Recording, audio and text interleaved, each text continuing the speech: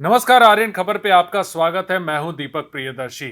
IRCTC के मामले में लालू प्रसाद यादव, तेजस्वी यादव, राबड़ी देवी आरोपी बनाए गए। अब उन पे केस चलेगा। ये जैसे ही यह बात सामने आई, उसके बाद से बिहार के सियासत में घमासान मच गया, हंगामा मच गया। अब जाहिर सी बात है कि ये तो होना ही था। चुनाव का मौसम है। अब ऐसे में आरजेडी आरोप सीधे सीधे बीजेपी पे लगा रही है कि चुनाव में अपनी हार को देखते हुए, निश्चित हार को देखते हुए एजेंसियों का इस्तेमाल किया गया है। जो मामले बंद कर दिए गए थे, उन मामलों को दोबारा खोला गया। अब उनमें जानबूझकर इस तरह के मामले सामने लाए जा रहे हैं, लेकिन ऐसा होगा नहीं। बिहार की जनता ऐसा होने नहीं देगी। वहीं इसका जेडीयू ने भी जवाब दिया है। जेडीयू ने साफ तौर से कहा कि अगर ऐसी बात थी तो आरजेडी के तरफ से, लालू प्रसाद यादव की तरफ से और तेजस्वी यादव की तरफ से कोर्ट में यह बात क्यों नहीं कही गई कि यह जानबूझकर किया गया है?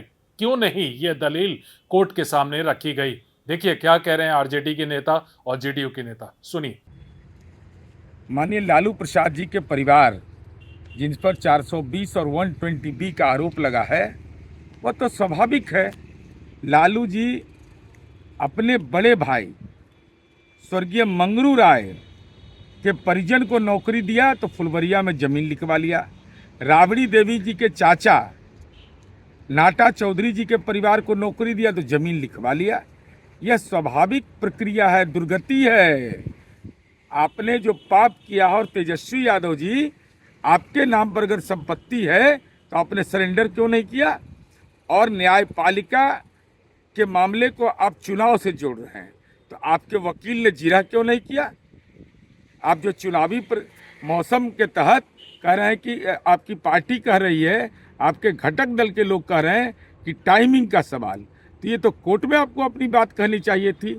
आपने जो बेशुमार संपत्ति अर्जित किया है, पटना के सबसे बड़े जमींदार हैं, तो आपकी दुर्गति तो स्वाभाविक है।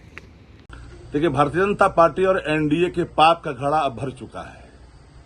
वो चाहती है कि पॉलिटिकल वेंडिटा का इस्तेमाल कर करके एजेंसियों का दुरुपयोग करें और न्यायालय में साक्ष्य प्रस्तुत कर करके लालू जी और उनके परिवार को हम तंग और तबाह करें। जिन मामलों को बंद कर दिया गया था, बलात् उसको रीओपन कर करके न्यायालय में प्रस्तुत कर रही है। चुनाव माथे पर है, बिहार का चुनाव है, डरी हुई है भारतीय जनता पार्टी। इन किन प्रकार बिहार की सत्ता में आना चाहती है। वो चाहती है कि बलात् हम वोटों को लूटें और बिहार में हम काबिज हो जाएं। पर बिहार के लोगों ने मन बना लिया है। बिहार में बदलाव के बयार हैं और ये बात भूलनी नहीं चाहिए। हर बिहारी बिहार को बदलना चाहता है। और ये जो प्रशासनिक अराजकता वाली जो सरकार है, जो संगठित लूट और भ्रष्टाचार का जो अड्डा बन गया है, खजानों की जो लूट हो रही है, 80,000 करोड़ से लेकर करके कई इंजीनियर से लेकर के मंत्रियों पर गंभीर आरोप हैं। कई साक्ष्य सामने आए हैं, 100 करोड़ के मामले आए हैं। इस पर एजेंसियां चुपचाप बैठी रहती है। लेकिन और जो एवनी कोर्ट का मामला है, न्यायालय के जो मामले जो भी आए हैं, हम उन विषयों पर गंभीरता से चीजों को देखेंगे और तो हम न्यायालय में लड़ेंगे। क्योंकि इनकी जो कारस्तानियां हैं, बार बार ये पॉलिटिकल वेंडिटा का इस्तेमाल आदरणीय लालू प्रसाद जी के परिवार के खिलाफ करता है। देश में जो पार्टियां झुक जाती है, इनके सामने वो क्लीन हो जाती है। लेकिन जो इनको खड़ी चुनौती देती है और कड़ी चुनौती देती है, उनसे ये डरे और सहमे लगते हैं। बिहार के लोग माकूल जवाब देंगे। याद रखना, 14 तारीख जब चुनाव के परिणाम आएंगे तो भारतीय जनता पार्टी और एनडीए के कुनबे बिखरते हुए और समाप्त होते हुए दिखाई पड़ेंगे बिहार की राजनीति से।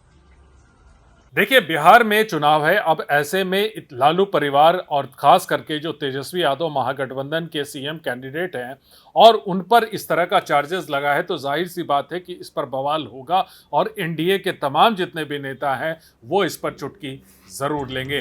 वीडियो देखने के लिए धन्यवाद।